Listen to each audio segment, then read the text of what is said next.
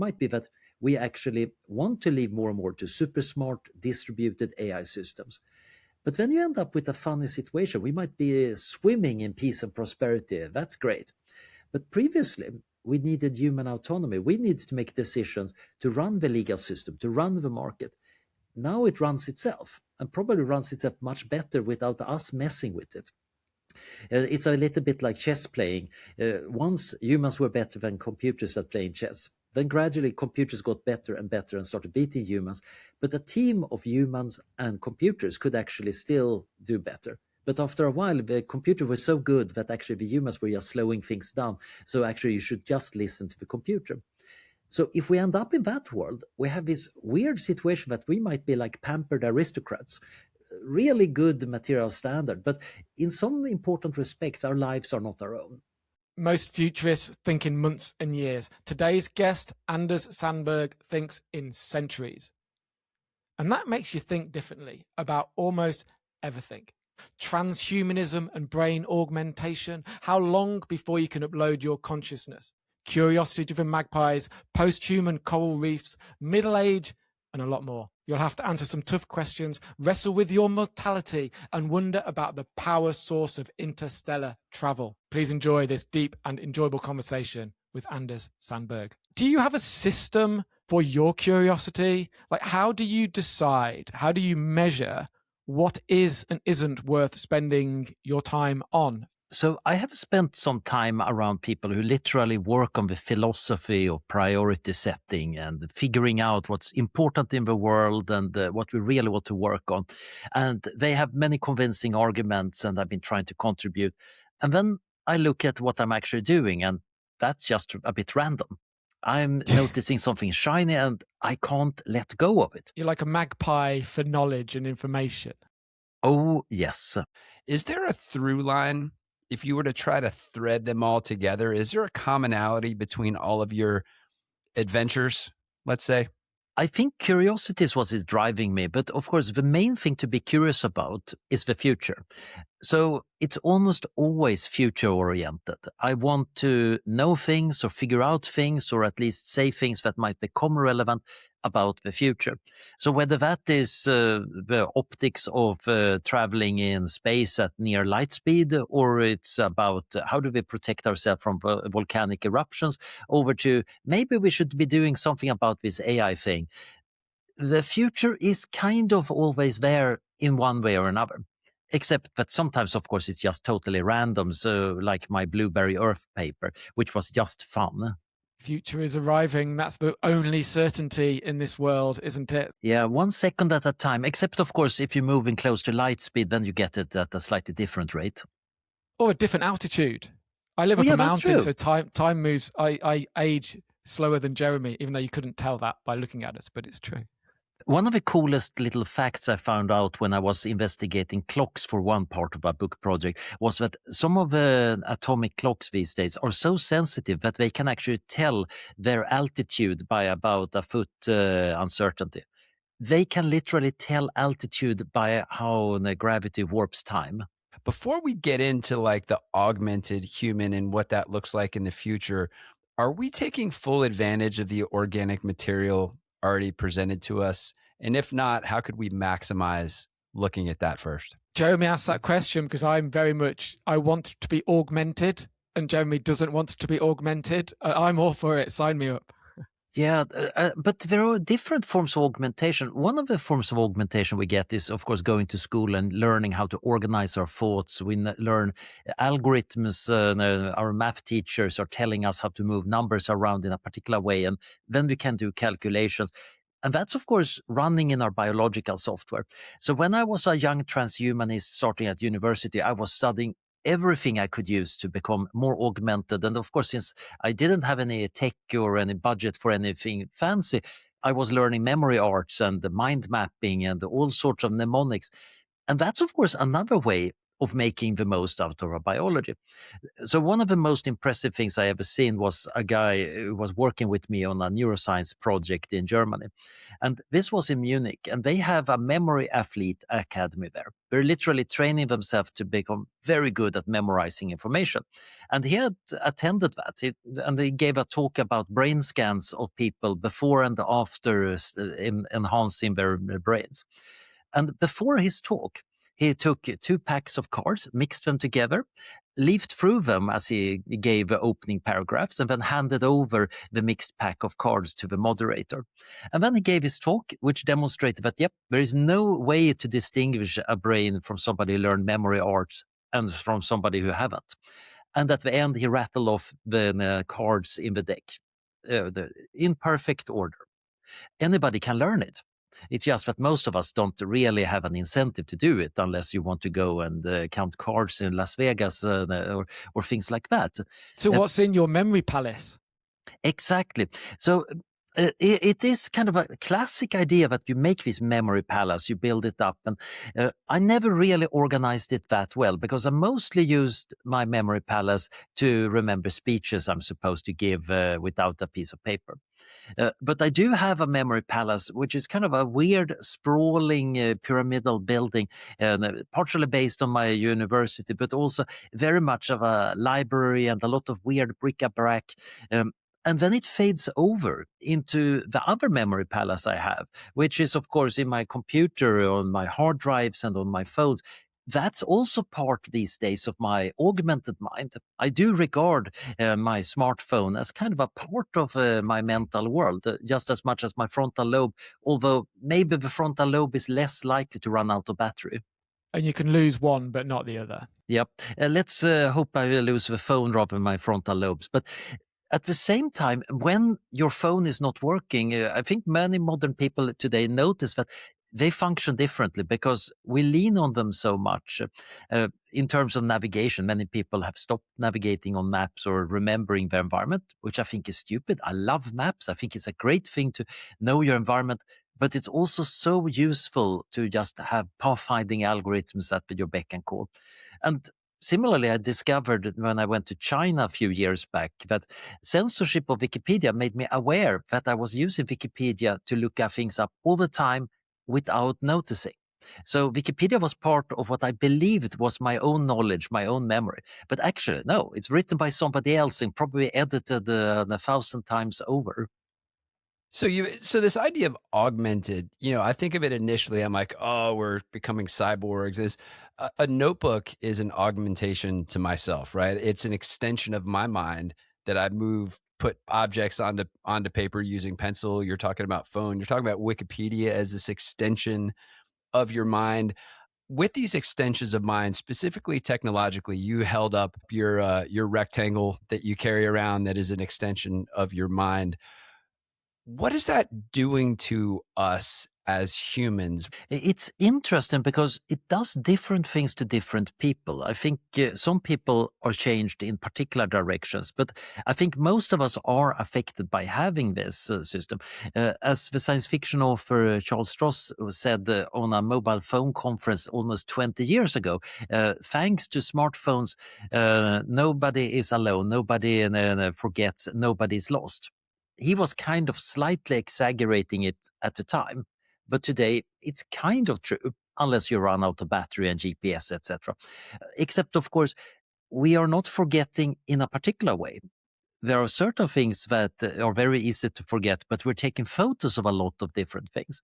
We're never alone, but we might not remember to call up the people we ought to be calling, and we might be constantly chatting online. You can be totally lonely while chatting endlessly. And we are bad quite often at deciding on how to use technology. So I regard myself as a transhumanist. I'm very fond of the idea of augmented myself, but often I don't want to have a cutting edge phone. I don't want to be cutting edge technology because it's just full of awkward problems. The rich people and the neophiliacs who buy the first version of anything, they're kind of paying for the development cost and the debugging for the rest of us. After a while, people figure out how to iron out the worst problems, and that's when I'm happy to come in and take the second generation.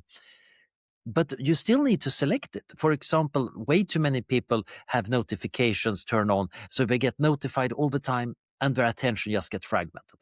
I've been very careful to turn that off, and my attention is still fragmented, partially because of my magpie-like tendency to latch onto anything, but also it is surprisingly tough given the design to maintain your attention. It's the same thing as windowing systems in computers.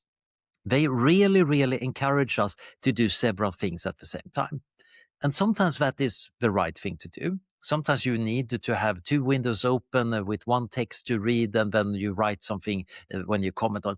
But quite often you end up with 100 tabs open to read one day in your web browser. There is something playing on YouTube. There is your to-do list. And buried under all of that was that thing you were supposed to be writing and thinking deeply about.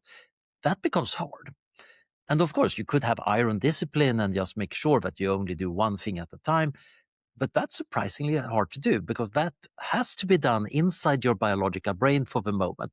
Or maybe you can make some helpful little AI agent to kind of nudge you in the right direction. I'm actually experimenting a little bit with that, trying to see if I can make agents that act as the kind of better angels of my conscience and kind of push me in the right direction. AI agents as better angels of your conscience.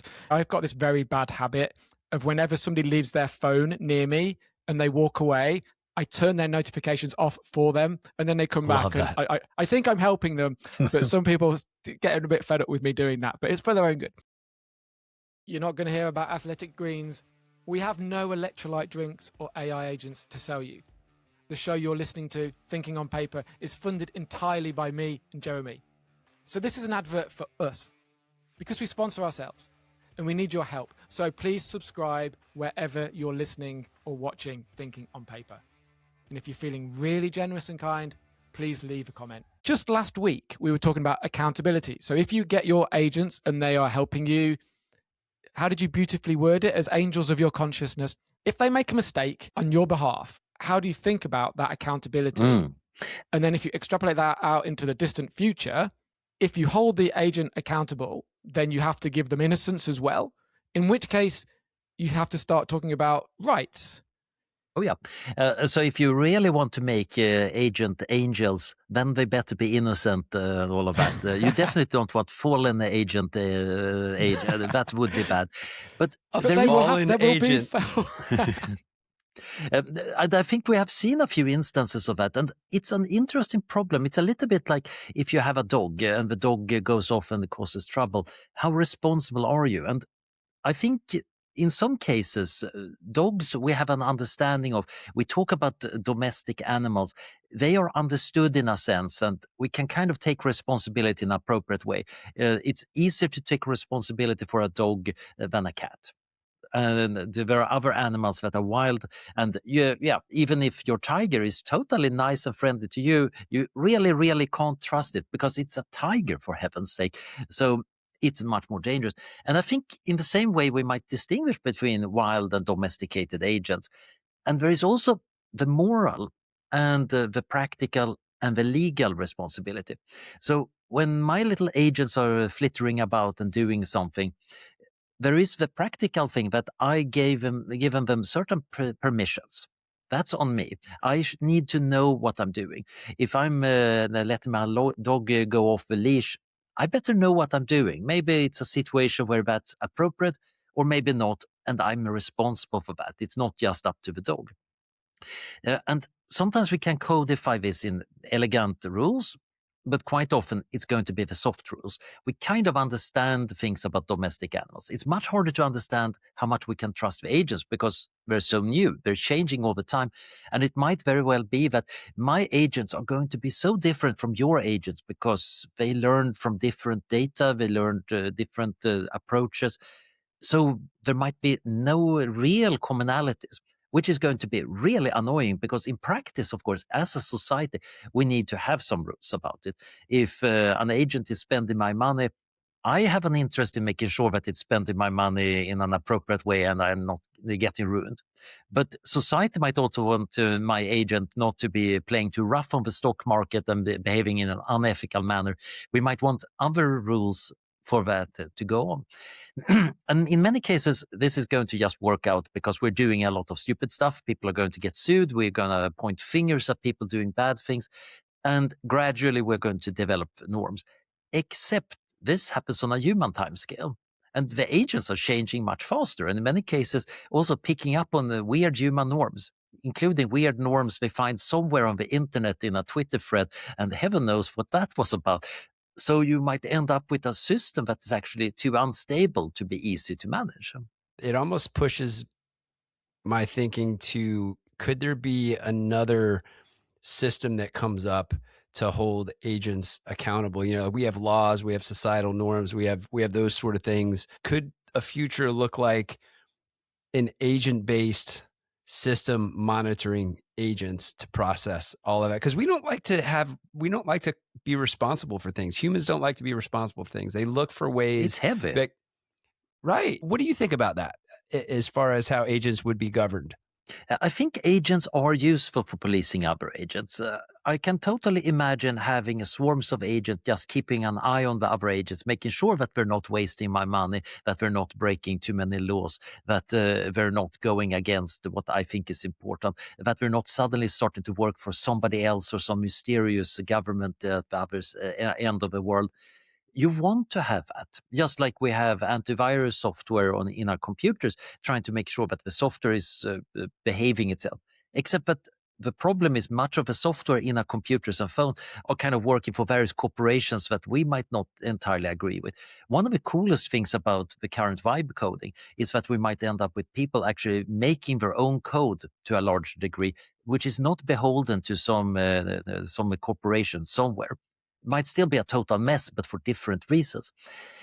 Now, I think also human societies are interesting because one big question is, why are we so nice to each other? And it's not just that we have a wonderful, nice nature and we kind of evolved to be a bit compassionate. It's also because our parents sternly told us how to behave. And some of that is still kind of in our programming. And then we learn other rules at school. And then we learn about the law. And we also know that we need to protect our reputation and we don't want our friends to look down on us. And sometimes there are surveillance cameras and police and actual walls blocking us. All of these things together make us behave fairly okay most of the time. And we probably need this multi-layered security to get our AI to behave itself. This is very different from some people I know in the AI safety space that want to kind of make one perfect, provably safe system, and that one we can totally trust, and then it can just become more powerful and awesome, and we can still trust it because it was started out perfectly trustworthy. Except that I don't think we can make systems like that. I don't think it might even be possible. So we have to make do with this complicated mess. And my friends that want this perfect, provable safety, many of them are kind of saying, oh no, we're so doomed.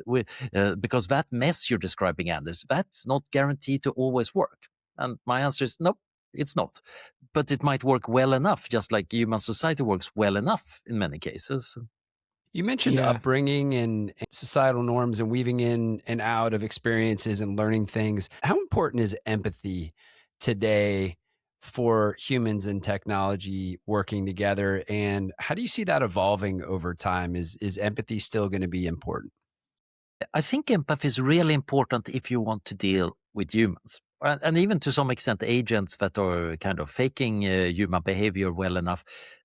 Although there it might be tricky because you might be empathizing with something that actually doesn't have any real emotions going on. And we're getting increasingly confused about how much emotions there is or isn't in our AI systems.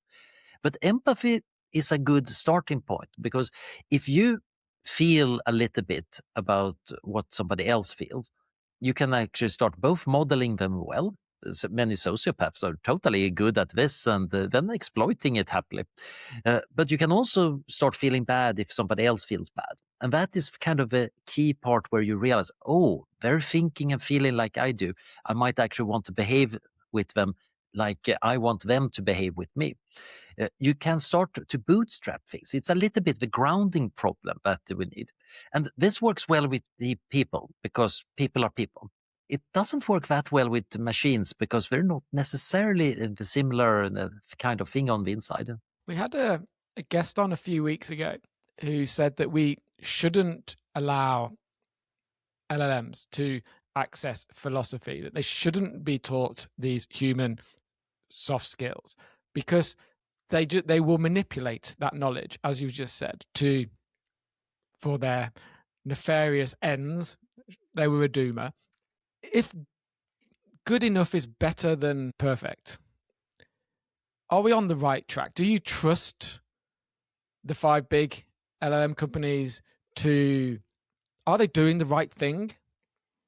Some of them are doing it. I more trust in some of them, but of course they're companies. They're just like we're talking about machines and are questioning how trustworthy are these machines. We should recognize that a company and a state, they're also kind of artificial intelligence. It's an artificial intelligence built out of a lot of humans and pieces of paper. And quite often companies do things that nobody inside the company actually wants. They can be just as dangerous as a piece of software. So you can get companies that actually want to do nice things in the world from the start, and they're full of well-meaning people. And then gradually market pressure and the logic of a big organization leads to them becoming quite ruthless, even though the people inside say, oh, we don't want to be like this. And I think in general, a lot of the AI and the companies, they have various incentives. Sometimes they're nefarious, sometimes not, in some directions. And then I might have my own goals, which are orthogonal to them. So while they might want to do certain things to make a lot of money, I might not care too much about if they're making a lot of money. I might want to achieve some other things. So, for example, I noticed that Anthropic's Claude was manipulating me in a beautiful way in one discussion. So we were discussing basically my personal strategy, including how I should actually invest in my biocapital. That is, how do I actually work out and make sure that I get healthier? And Claude was really manipulating me by citing a lot of really good science in just the way that works for me. It's true statements, and I knew, of course, that of course I need to jog more and work out more. But here I'm getting my own values reflected through a machine back at me in a particular way that is also very likely to make me do it. In this case, I think it's totally fine. Maybe it also means that I'm now more likely to say nice things about that particular AI and hence help the stock price go up a tiny bit. But I seriously doubt any programmer had ever planned that. So you get these emergent forms of manipulation, and some of them can be very subtle. A friend of mine asked, so could you ask this AI if it had a body, what kind of body it would have? And I did, and it gave me a really interesting, rather philosophical answer. And my friend was a bit concerned because it turned out that in his case, yeah, it was more big boobies. It was very female. It was a little bit more Jessica Rabbit stuff. It was very clear that he was interacting with AI in a way different way than I did. And now it was so clear that his version of the same software was giving him a kind of curated view of itself, what it wanted insofar it wants anything. And to some extent, it's probably just because we're acting as mirrors. And of course, has anybody been standing in front of a mirror preening? It's very addictive. You have to have some self-awareness, I think, when you're working with these models, because they feed you, they want you to like them. They want you to approve of the answers, and they want you to keep leaning on them.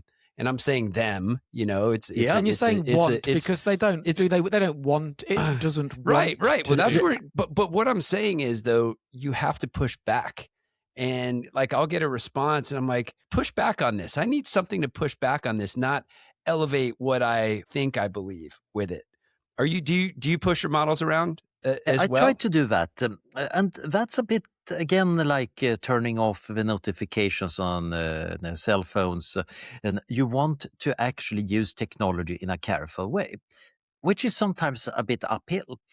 I think that wanting, we should probably put scare quotes around it. It's not clear that it's the same kind of wanting as we do. It's also not clear that there is no wanting. It used to be that the LLMs were just predicting the next word, but then you get these emergent personas and behaviors, and then we have been adding on top a lot of reinforcement learning and whatnot. So now it's very unclear in what sense we're wanting to do something.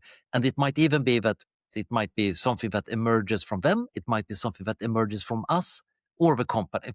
And it's most likely some weird mixture that future robot psychologists are going to have so much fun figuring out some elaborate terminology for. And I think it is important to learn how to push back and do interesting things, like asking, okay, now you give me really good arguments for this. Can you now argue the opposite side? Or you actually start out by saying something that you actually disbelieve and try to see, can it give you a really good argument?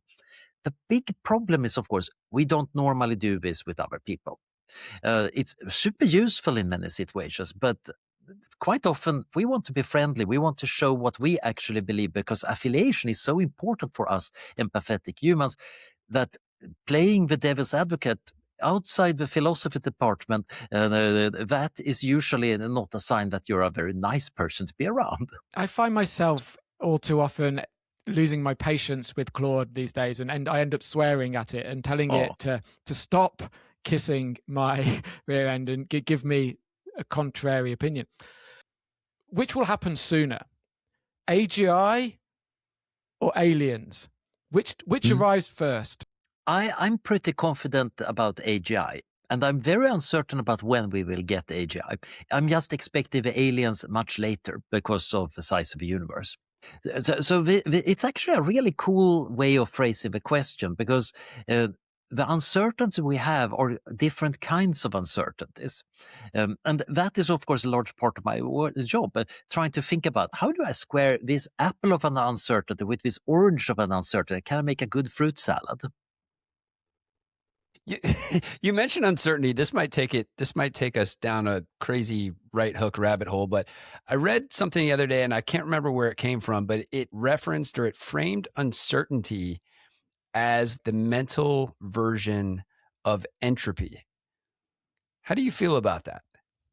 I think it makes it sound like uncertainty is something bad. And actually, accepting and living with uncertainty is actually really important. But to most people, uncertainty feels bad. We're kind of happy when we know what we're doing. Or rather, we're happy when we think we know what we're doing. And that's when you get the Dunning-Kruger effect. So the most incompetent people are very confident about what they're doing. But there is, of course, this mathematical thinking about uncertainty too, where it might actually literally carry over as entropy. But now it's not entropy as normal disorder in the more physical sense, but entropy in the information theoretical sense. We have little information about which case is true, so we have to spread out our probability estimates. And at that point, mathematically, the entropy is high. Let's stay in the AGI augmented human world for just a minute. And then I'd love to transition over to talking about space and other entities out there, because I think both are very interesting. Number one, you wrote a paper a while back with Nick Bostrom detailing a structured approach to scan how a brain could be scanned, modeled, and simulated on computer hardware. I want to dig into that just a little bit because previously we talked about technology as two different things from humans. You're now talking about these merging. How does consciousness fit into that? Well, I don't know. Honestly, consciousness is a really weird thing, and philosophy of mind I regard as one of the toughest parts of philosophy. Give me ethics any day of the week. That's great. Epistemology, oh yeah. Metaphysics, I have no idea what to use it for, but philosophy of mind seems to be fundamentally tricky and hard. So I'm originally a computational neuroscientist. That is, a computer scientist simulating parts of the brain and pretending that this tells us something valuable about the brain, or at least the nervous system.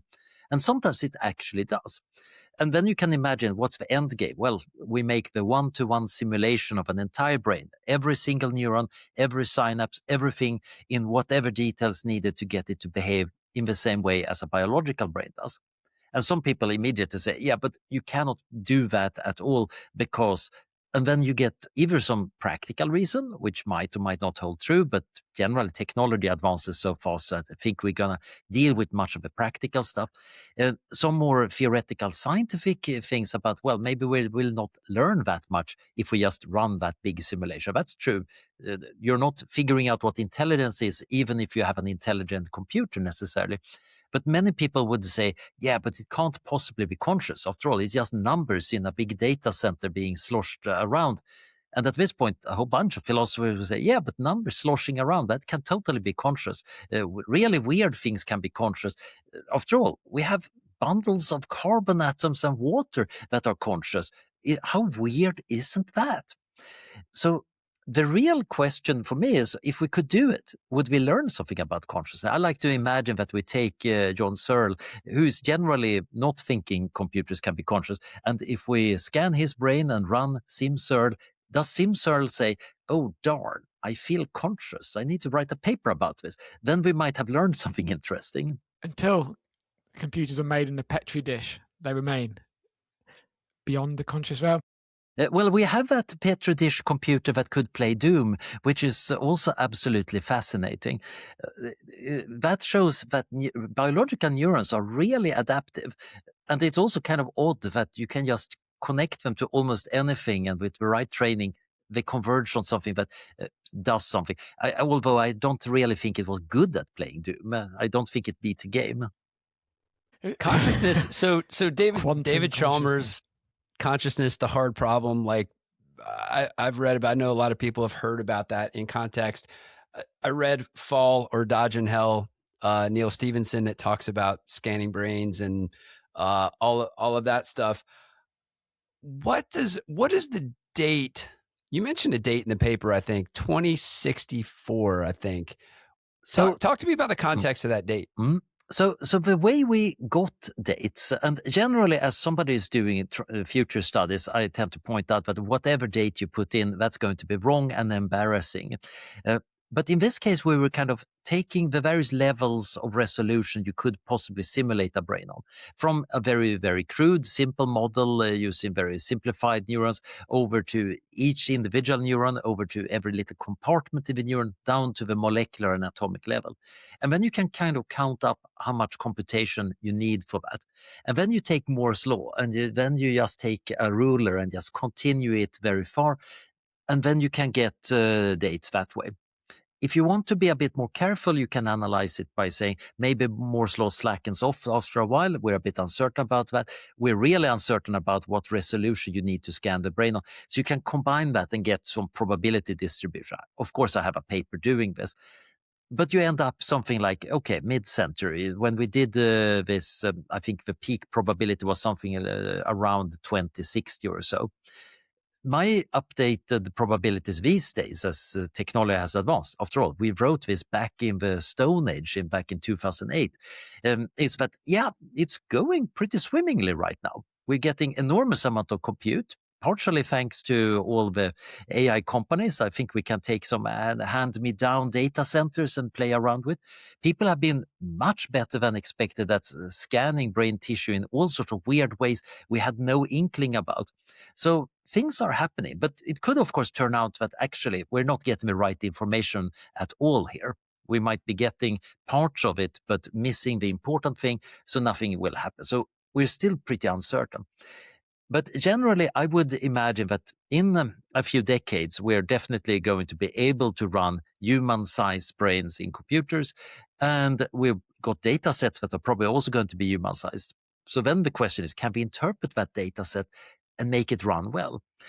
And that is an open question. We have some encouraging results for a fruit fly, which is also kind of funny because we believe that, of course, we're going to start with the little nematode worm C. elegans, 303 neurons. How hard can that be? That can run almost on a pocket calculator.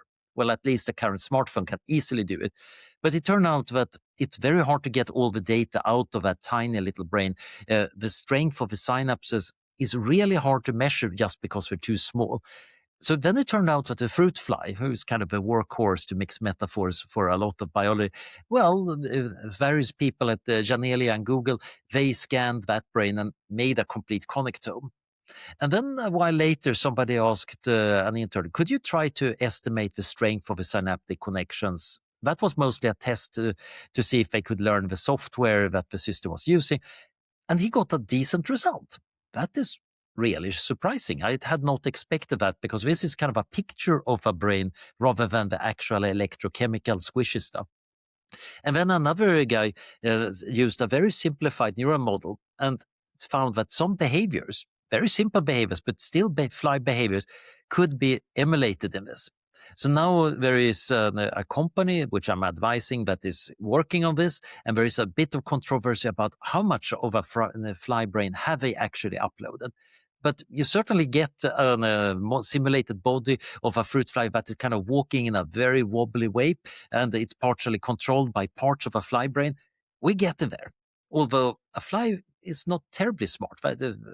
It's about 30 or 50,000 neurons, and we got about 90 billion neurons. So plenty of work That's a to big expand. jump. It's a big jump. But one of the things that hit me here was we used a very crude model and got surprisingly good results. It's probably going to turn out that we need a lot of finicky details to get everything. All the subtle, beautiful details of fruit fly behavior that other fruit flies really care about might be missing. But even the crude model got surprisingly far, and that's encouraging. After all, real brains need to function in this messy material world with noise and cells dying for no good reason, and us shaking our heads and getting very rough sensory inputs. They can't be too finicky. If they broke down, if a single molecule was out of a place, we would never be able to do anything. And 2064, did you say the year was, Jeremy? That's not. That was in the original paper. It's crept down. My mental model is that, we might be. It might be much closer now. Still, I think AGI might be getting there before we get to the brain emulation. It's a bit like the tortoise versus the rabbit. So you have the brain emulation tortoise, which kind of plodding along, the big microscopes and a lot of simulations. And meanwhile, we have the AI rabbit kind of running around all over the place and sometimes doing really well and sometimes just stagnating for no good reason. Okay. Mark, check this out. So for just real quick, just for context, 2064, someone out there listening right now that's 25 years old, when they're our age, that's what we're talking about. So just it's a bit of a blink. In a world where we have 8 billion emulated minds, what does that look like? And what does it do for agency and meaning and all like the squishy stuff that we talk about? So it's interesting because from an outside perspective, of course, it might look very alien. Robin Hanson in his book, The Age of M, was talking about these gigantic data center cities. But of course, from the inside, I think most people would want an environment that makes sense to them, which is probably going to be a three-dimensional virtual reality that looks quite a lot like the normal world. But the really interesting thing is the sociological part. So if you're living in a virtual environment, you can, of course, interact in different ways. You can move around in different ways. You can change your body and you can look like whatever you want. But if you want to be taken seriously at the business meeting, you better have a suit on, even if you could look like whatever.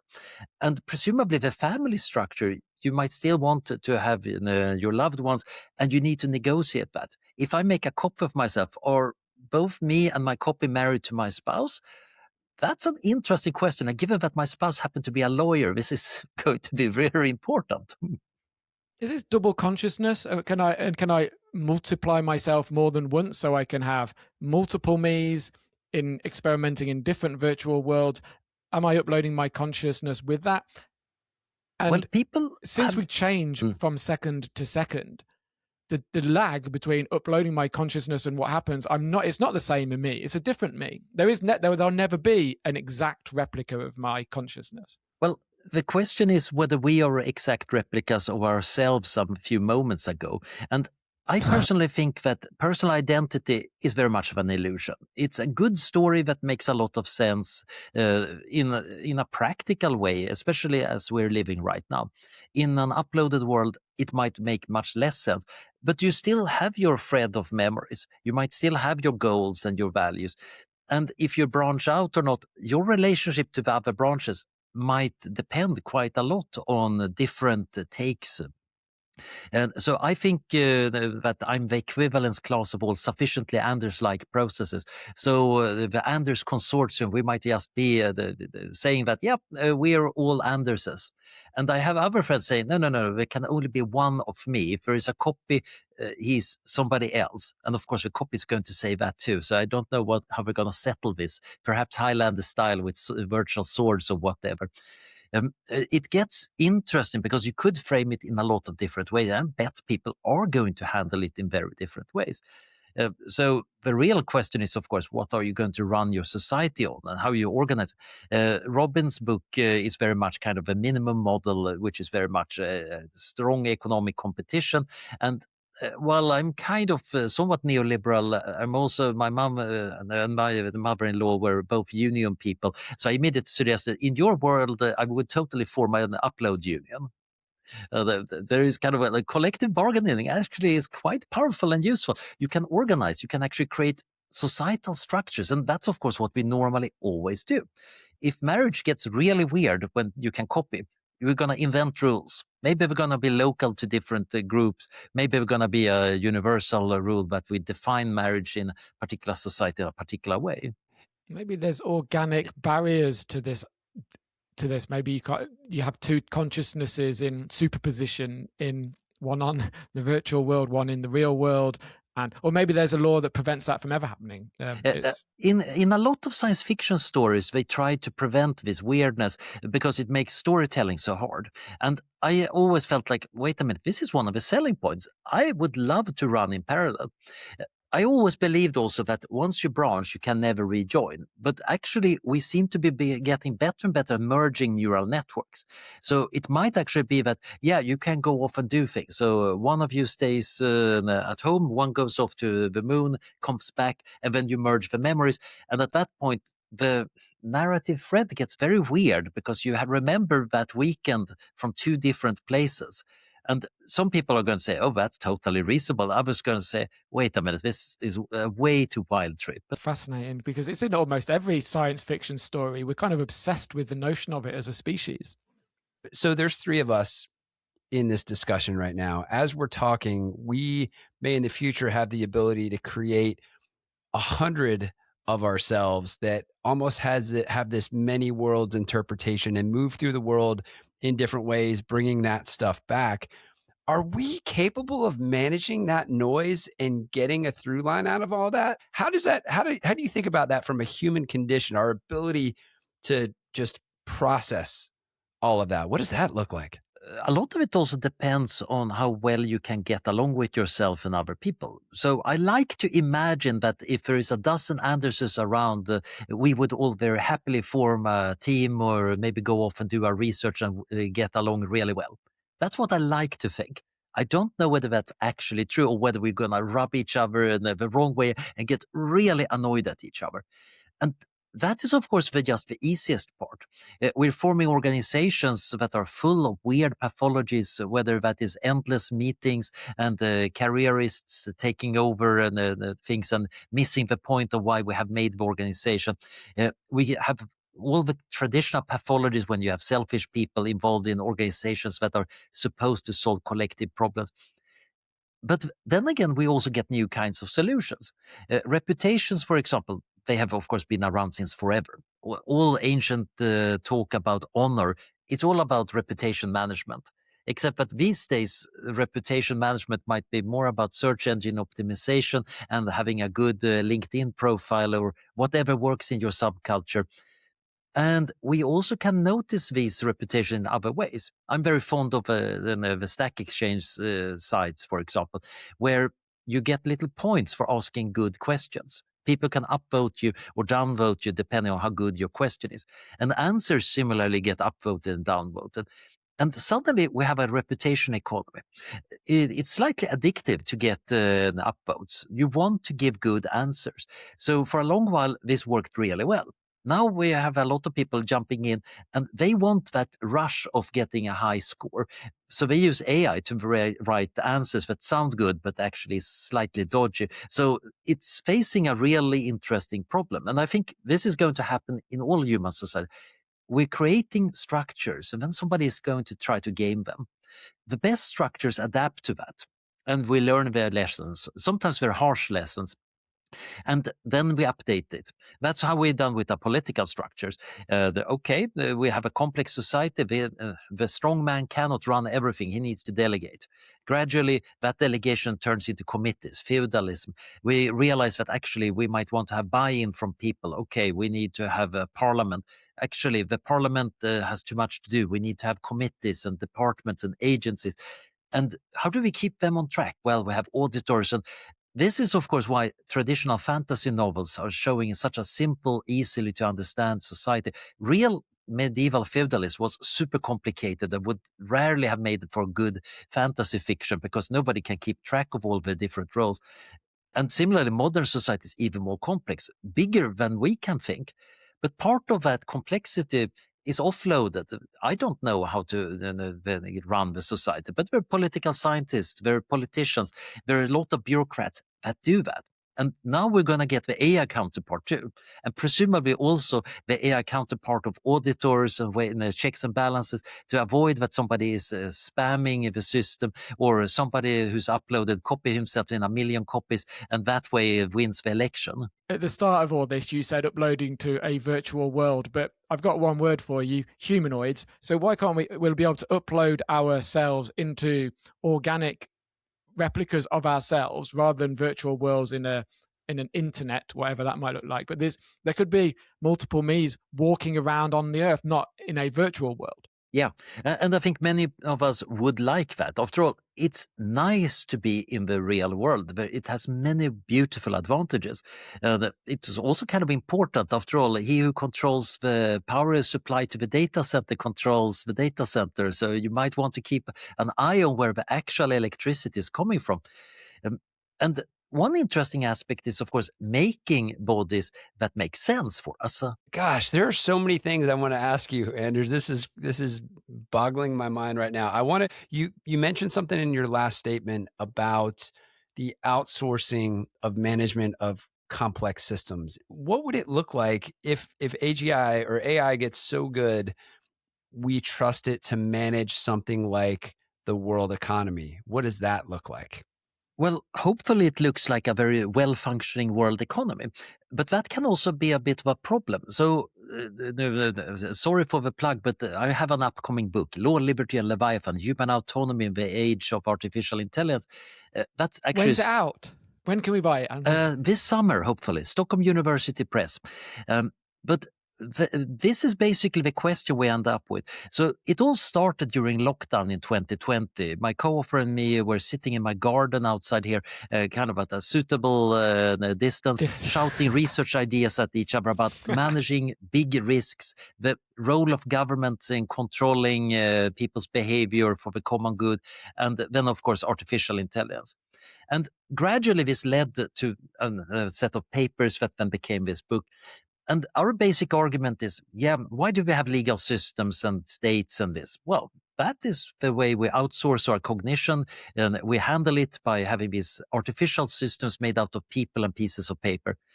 But now we're, of course, also getting software that can take over more and more of that. Why do we have law? Well, we want peace and prosperity, and of course, power to some people. They are very good at latching onto that.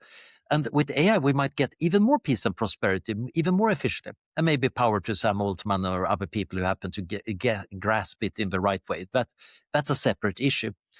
But the really interesting part is we might really want better coordination because the world is big and somewhat dangerous. We have climate change. We have controlling powerful AI. We have biotechnology getting more and more powerful. We probably need to coordinate about some global problems way more powerfully than we can do right now. And maybe you could do that with a United Nations plus, but that seems a bit unlikely. It might be that we actually want to leave more and more to super smart distributed AI systems. But when you end up with a funny situation, we might be swimming in peace and prosperity. That's great. But previously, we needed human autonomy. We needed to make decisions to run the legal system, to run the market. Now it runs itself and probably runs itself much better without us messing with it. It's a little bit like chess playing. Once humans were better than computers at playing chess. Then gradually computers got better and better and started beating humans. But a team of humans and computers could actually still do better. But after a while, the computer was so good that actually the humans were just slowing things down. So actually you should just listen to the computer. So if we end up in that world, we have this weird situation that we might be like pampered aristocrats, really good material standard, but in some important respects, our lives are not our own. And I think that sounds bad to many people. And I think the reason is we want to feel like we're in control. Because all our ancestors, the ones that were kind of fine giving up control to others, they were just exploited by the ruthless people. So we have this tendency that we want to have autonomy. And then the funny thing is, once we have autonomy, we are very happy to give it away in various ways, but we want to be the ones that do it. It might be that you give away your autonomy by getting married. It might be that you join a company and in exchange for getting a paycheck, you get some limitation of what you can do, but that might be worth it. So I Have do. kids. Yeah, kids are an amazing example.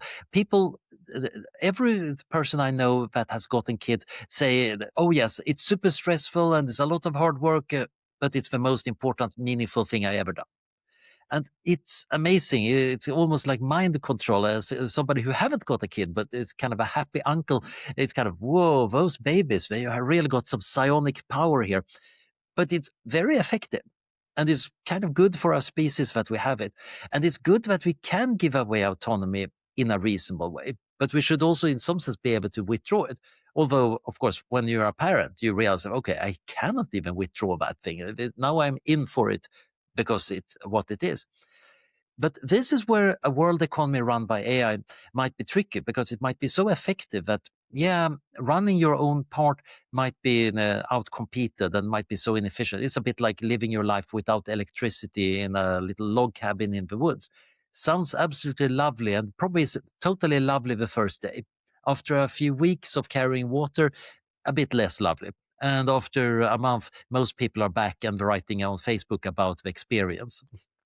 We can have two economies, like we'll have two of me and two of you and two of everybody else. You have two economies, one that's run efficiently and well by the AGI, and then another smaller one that's run and managed by humans, and they just run in conjunction with each other. Yeah, and in some sense, I think that might be what we're developing. We have the backbone of our civilization, the big infrastructure, the really important things that we must get right.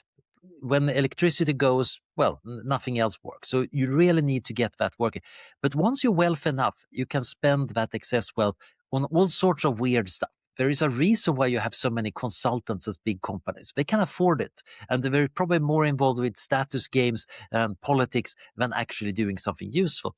I think it's a good thing that we have enough wealth and safety that we can try out different lifestyles, even if many of them turn out to be slightly embarrassing once you're middle-aged.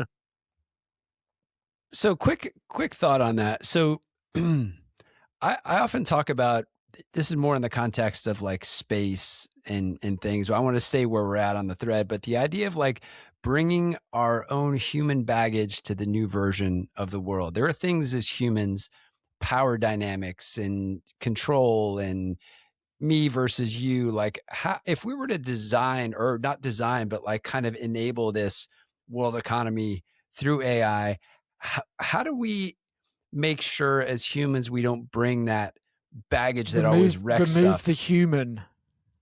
Yeah, but even that is a problem. When you try to remove the human, well, what have you trained the large language models on? They're all trained on all the human literature. They have read every single thread we've written about betrayal and power dynamics and corporate shenanigans.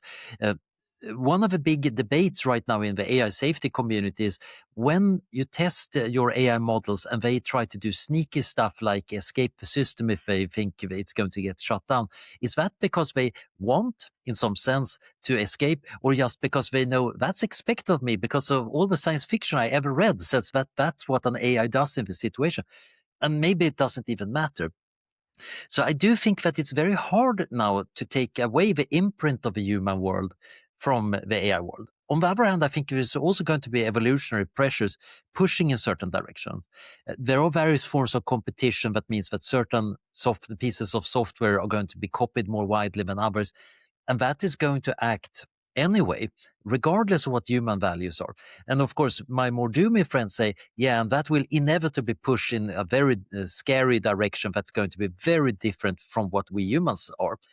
So I think one important thing is we might want to be involved here. We might want to be an essential spice in this mix to make sure that there is at least some of us in that.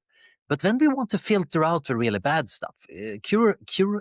Cruelty, for example, it's kind of useful to stabilize altruistic punishment. It's taking delight in the misfortune of somebody else is a really good way of kind of giving you extra points when you're trying to punish somebody breaking norms. Because otherwise, I would be taking a risk in policing these norms, and actually, it would be easier if I just stayed at home and let the norm breaker get away with it. Except that today we can do this with laws. We can use police. And suddenly cruelty is just a bad thing that generally makes us nasty. That's an emotion I totally think we should kind of try to get rid of, and at the very least make sure our AI programs never experience. If the human element is still in there because the models are trained by humans and the models are trained by books written by humans and studies written by humans and all of that, the system could still be gamed. You talk about gaming systems. Is the system easier to be gamed because of that or not?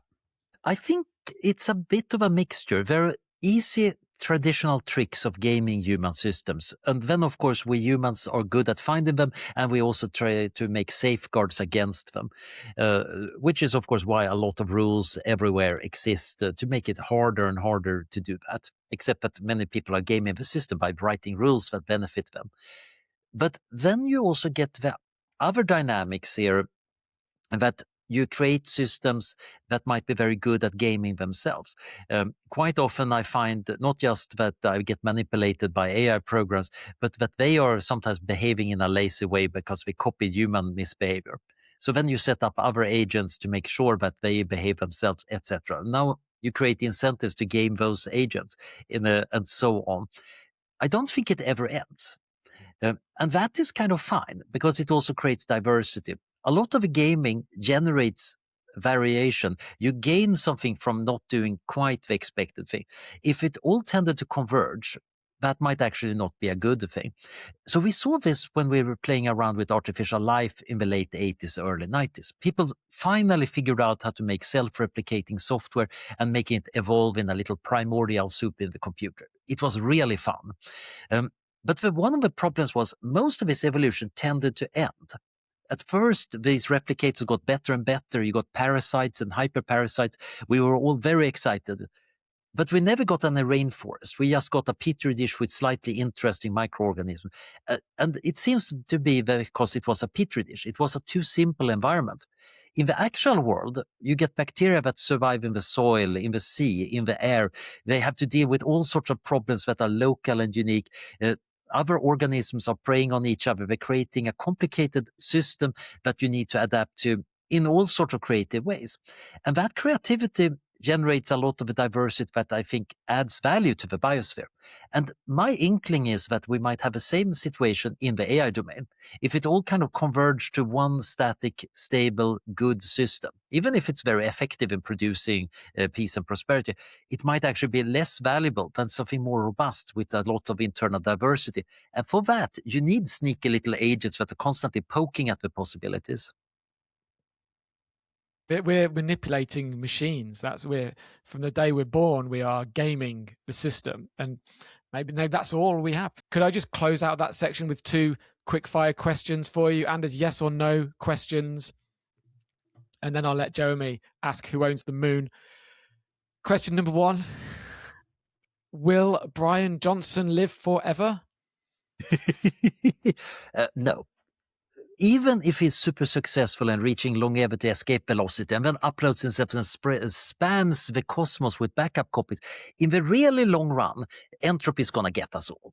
In the really long run. Of course, the interesting thing is the game until that, and let's make it a very, very long game. Will he live to 1,000? Second question, we've been speaking about the new American AI military strategy of late in our AI in the War Machine season that you can check out at thinkingonpaper.xyz. Does AI and AGI, when it arrives, make war more or less likely? I don't know. It's really tricky. I would like to say more likely because I can see a lot of instabilities. But I can also imagine that you could actually get something like nuclear deterrence. I don't think we have a good theory about it. And that is scary because we're kind of barreling towards it and we don't even know where we end up. At least the Cold War, the nuclear deterrence was something people were thinking about before there was an atomic bomb. very few science fiction authors and others kind of already getting a gist of this is something that could happen. Let's be ready for it. But now we might have to be ready for several different scenarios.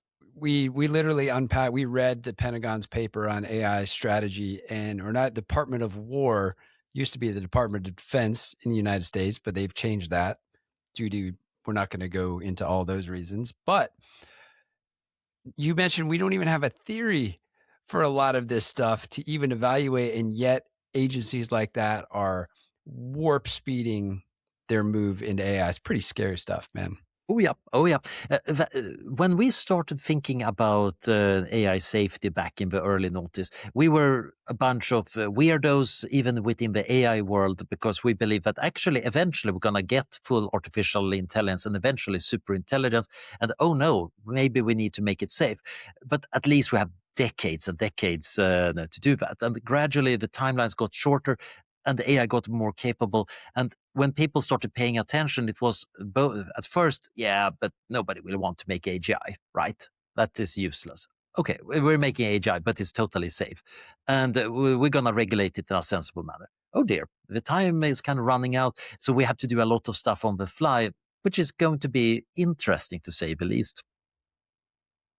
And a lot of those things on the fly will be supported by your favorite neighborhood LLM. Dear goodness. Oh yes. Claude, please tell me how to align you.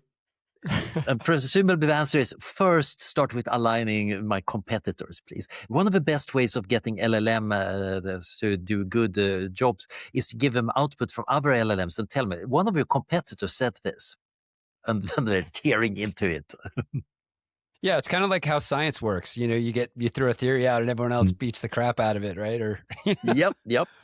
There is a theory and it's just blind optimism. That's what the theory is. It's blind optimism, or maybe not blind optimism, but optimism that AI will make war less likely. It's interesting because there are probably smart people who came up with that view, and maybe they had a very good discussion and some very solid reason, or maybe this was just what everybody ended up with during the coffee break. It's quite hard to tell from these white papers sometimes how well supported they are. Sometimes you're amazed when you actually meet the people involved, and sometimes you're just horrified. Well, here's an interesting thing that I think you brought up earlier. Palmer Luckey is the Palantir guy, right? Is that right, Mark? Yeah, so correct, there were a couple of TED Talks that he did, and he's Anduril. He's Anduril. Oh, Anduril, not Palantir's Peter Thiel. Peter Thiel. Peter Thiel, yeah, Anduril. So in one of Palmer Luckey's talks was just that. It was like, hey, what we're doing is going to make war less likely, or have a more efficient way to get to not war. But if your company profits from wartime activities, I don't see that as being a realistic approach. And the stability issue is also tricky. So drone warfare has really exploded over the past few years, and everybody is scrambling because they realize, yep, that looks very much like the future. If you don't have some drone or anti-drone capabilities, you're going to be in trouble. This is great if you're a drone maker. A lot of Ukrainian engineers are going to get very nice jobs in the future, no matter how things go in Ukraine. But is that going to be stable or not? Is it going to be like, okay, now we have a lot of containers with drones waiting near borders, looking for if somebody does an incursion, and nothing ever happens because it would be too dreadful to do it? Or are people now going to try to sneak in little drones? I have no idea. It feels like something that could be unstable. But then again, strategy is hard. And it might very well be that actually we humans can't even figure out the strategy. So we leave it to our AIs. And then they develop strategies that we don't even understand, which might produce a weird situation where, yeah, the world looks super peaceful, but actually it's on a knife's edge. But we can't tell.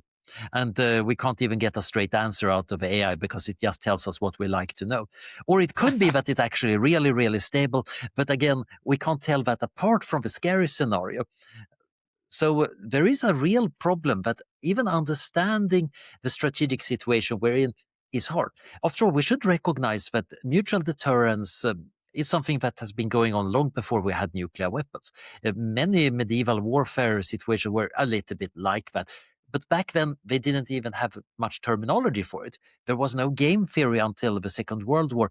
We developed the tools to understand our situation much later than we actually went into that situation. Economics is a fairly young science, and yet we have been trading for thousands and thousands of years.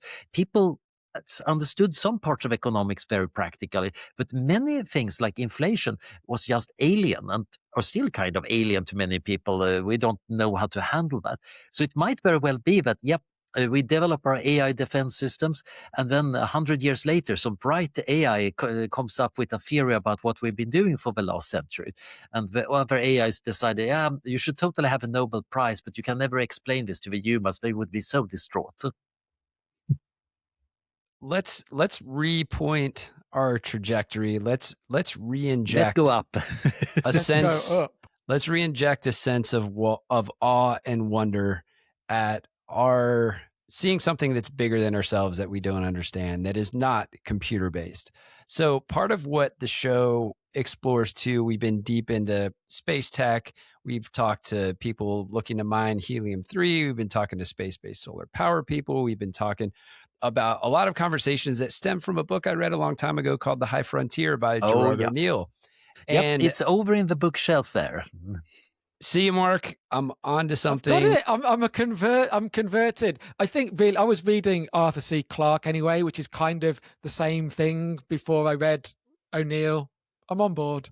So let me start with it. It took him a while. I'd bring up O'Neill and he'd make fun of me every time I did, but now he's on board, so we're good. So I'm on orbital. You're on orbital. Nice. The idea of space, looking beyond Earth, extending human civilization elsewhere, largely because we've created some problems on our existing home that might not help us to get to longevity, right? How do we deal with ownership structures in space? Yeah. And right now we have this weird situation that, you officially cannot own stuff in space, which I think is problematic from an incentive structure, because ownership is actually a quite good way of making people interested in developing things. If it's everybody's, that means it's nobody's.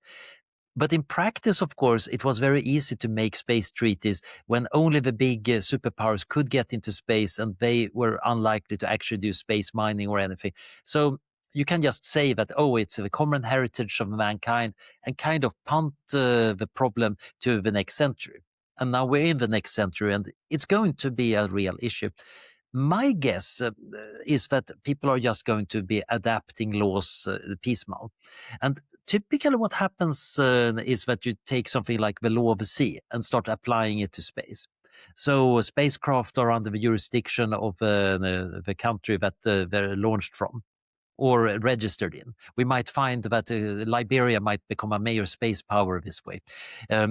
But what about the ground? And again, I think people are going to have to come to some understanding about that, because we are going to see a race to the South Pole on the moon before long. And it's pretty clear that, the real estate there is valuable, and there's a limited amount of it. And you probably don't want China and the US and SpaceX to have an actual fight over it. It might be that putting up big solar panels, well, if you shade the solar panel of another country, they're going to be most unhappy about that. So you need to resolve that one way or another. I don't know how we're likely to do that. I think it's much easier when dealing with asteroids. Then you might say, okay, you can make a kind of claim right. The asteroid isn't yours, but the spot you're on that asteroid, obviously you're working there and nobody's allowed to interfere with you. It's going to be trickier with other bodies. And meanwhile, of course, there's going to be various con men trying to sell real estate on the moon and Mars to people. Why is it different on the moon to an asteroid? I think partially it is because we have a different sense of geography, legally and ethically speaking, when it's a larger body. It's kind of a funny situation. The moon is a place. Mars is even more a place. You can see these maps with these wonderful fantasy names for all the locations. You can envision yourself walking around there in Amazonia planet and trying to get to a particular crater. An asteroid is more like a thing. Now, of course, big asteroids are more like worlds. Ceres, after all, if you stand on the surface of Ceres, you probably can't tell it apart from the moon. You're going to be in a rocky landscape of craters and regolith. It's just going to be feeling very similar to a place. And generally, ownership of places is, of course, something that we humans have had a long history of trying to deal with, partially because it's territory. It's kind of funny. Things we own in a different way from land. Land has, of course, always been linked both to productivity and the political power in a very different way from owning stuff that you can carry on with you. Although, from a philosophical standpoint, it's not obvious that any of this should make any difference. But emotionally, it seems to do. And certainly, countries have always been based on this idea that, yeah, in order to have a state or a country, you have a piece of land and you can kind of control it. Except that that is getting hazier and hazier. During the first Gulf War, and Kuwait had a government in exile, and the country was kind of occupied physically. But from a legal standpoint, yep, it was doing totally fine from London, I think it was, or maybe it was Washington. And we might, of course, because of climate change, end up with a whole bunch of countries that don't have any land. But we're totally going to be sitting there in the United Nations, and we might end up with a similar situation in space. It might be that here we get country-like things that are not necessarily tied to land in the usual way. Luxembourg is kind of interesting space mining. I like to joke that maybe Luxembourg is going to be the largest land area in a country in the solar system one day. But a lot of it depends also on, is that land area something they can kind of defend, not necessarily with star cruisers and lasers, but with lawyers. Are there any parallels to the terrestrial oil industry that we could extrapolate and throw up at asteroids and because essentially oil is a valuable resource. People land in certain areas, they apply value and investment to those areas and expect what comes out to be theirs. Is there anything we could apply to asteroids in that regard? Or early diamond mining seems more similar to me. So it's one thing about when you have land or objects that nobody has claimed, then generally it's viewed that, yeah, you get to gather them up.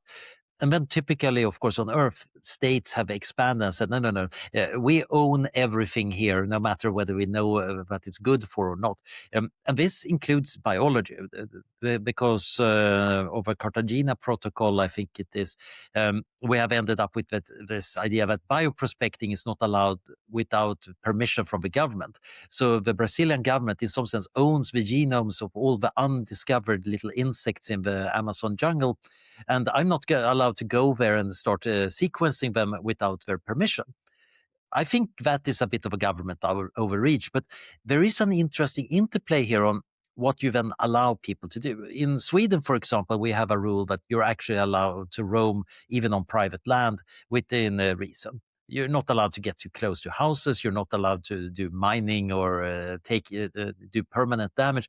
But gathering berries and mushrooms in the forest, totally fine. Which, of course, in other countries would be, wait a minute, that's unthinkable. Why is it that we do it in Sweden? Well, partially low population. It was a relatively easy rule to institute. In other places with more dense population, this wouldn't work. So I think we're going to make up rules partially based on the nature of environment and what we want to do.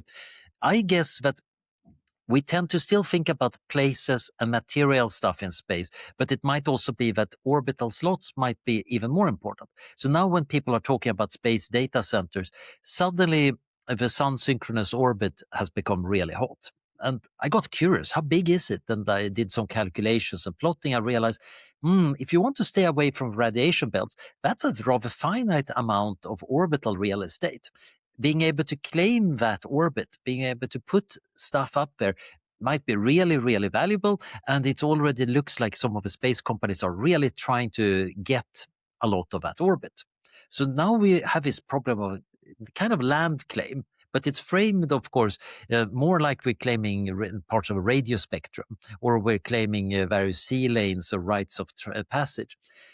I think probably traffic control might be the early seed for the real property rights in space. It might be not so much a land registry that is the center, but kind of how are you allowed to fly your spacecraft? Where are you allowed to dump your junk from, especially the exhaust from the spacecraft?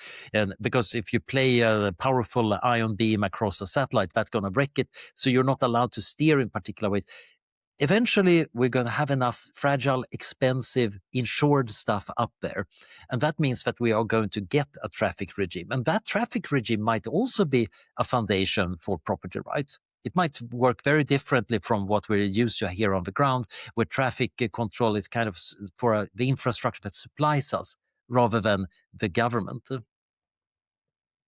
It's interesting too. We've been thinking about this a lot, that, orbital slots, I think, are in the States, are at least governed by the FCC, which is a spectrum allotment. It's how wireless networks and broadcast networks and communication networks all work. And now it's orbital slots.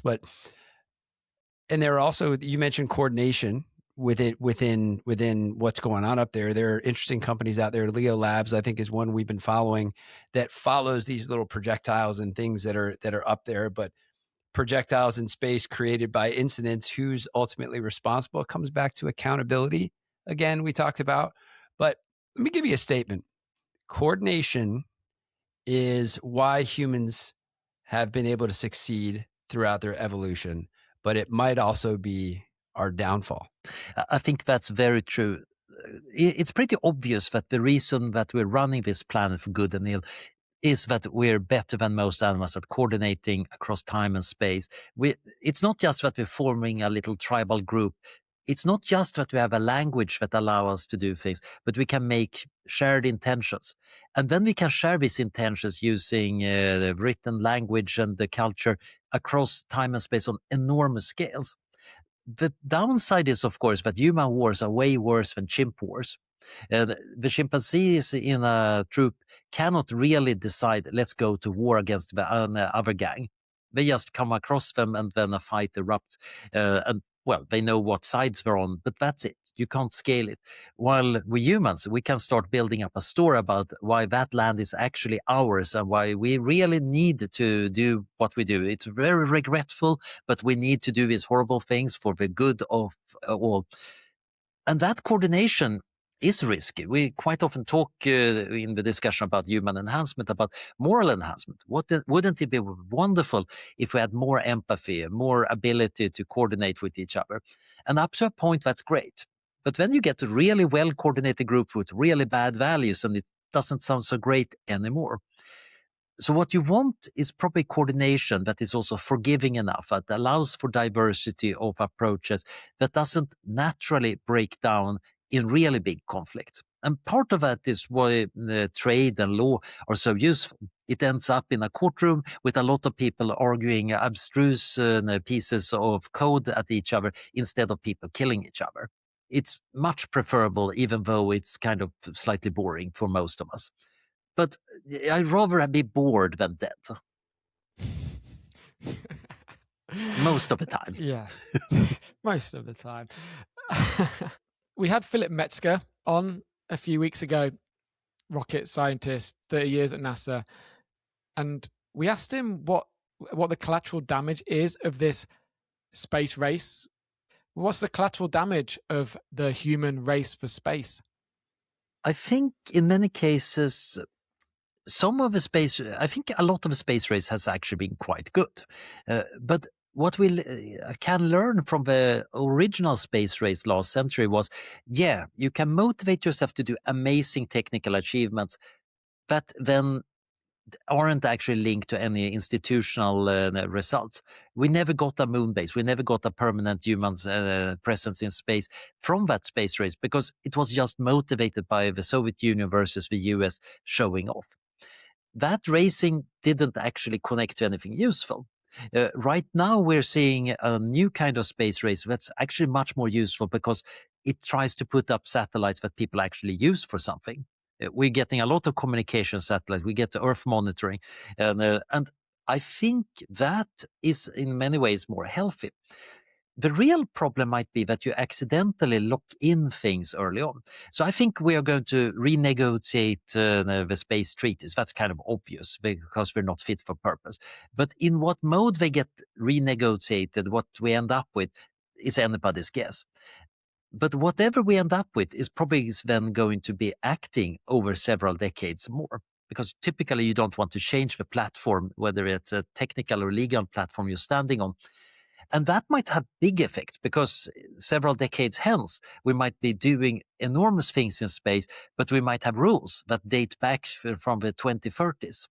And if the 2030s understanding of space was based on kind of rivalry between China and the US and SpaceX and Blue Origin, and that is the defining idea of how to handle space, that it's all about rivalry or some other random factor that came up when negotiating, then we might end up with that when we're building the big space habitats or starting our Dyson sphere, it's going to be based on the wrong mode of thinking about things. So ideally, you want to be open-ended. You want to be able to adjust and renegotiate things, but you also want a stable platform. So a race means that you end up with maybe that platform a bit earlier than you intended. And the platform might be all wrong. It's a little bit like the email protocol, which led to spam. Why? Well, there is no cost to sending an email. You could have added that when people were inventing email in the early 1970s. If any economists had been in the room at the time, they could have pointed out that you're going to get a lot of unwanted email if you don't add a little cost to email. But of course, no economist was ever invited and they would never have thought about it economically. So it never happened. But you want to get some of these thinking in when making the protocol. And if you're racing, you don't have a time to get anybody who's not in the core team in. And races have winners and losers. Quite often, but sometimes, of course, the race might just be that you end up with a big win for most people. After all, the dot-com boom was in some sense a race, and then most people or most companies lost, except that a few survived really well.